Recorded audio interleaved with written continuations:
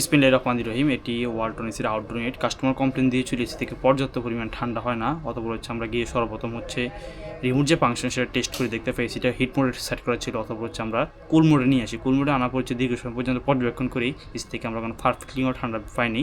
অথবা আউটডোরে এসে দেখতে পাই সার্ভিস যে পাইপ সেটা হচ্ছে আইস হয়ে গিয়েছে। অতঃপর আমরা এখানে হোস পাইপ এবং মিটার সেট করে দেখতে পাই এটার যে গ্যাস যে প্রেশার সেটা কম ছিল, মাত্র 70 PSI।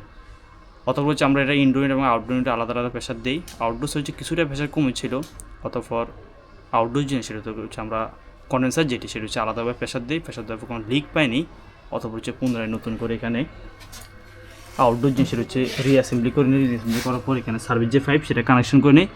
সার্ভিস পাইপ কানেকশন করা হয়ে গেলে অতঃপর প্রেশার আমরা আবার দিই। প্রেশার দিয়ে দেখি জয়েন্টে কোনো লিক রয়েছে কি না। জয়েন্টে কোনো লিক পাইনি, অতঃপর ফুল ইউনিটটাকে হচ্ছে আমরা পারফেক্ট হচ্ছে ব্যাকম করে নিচ্ছি। আউটডোর ইউনিট, সার্ভিস পাইপ এবং ইনডোর যে সেটা হচ্ছে আমরা ব্যাকম করে নেবো পারফেক্টলি। অতঃপর নতুন করে গ্যাস যেটা সেটা হচ্ছে আমরা রিফিল করে দেবো।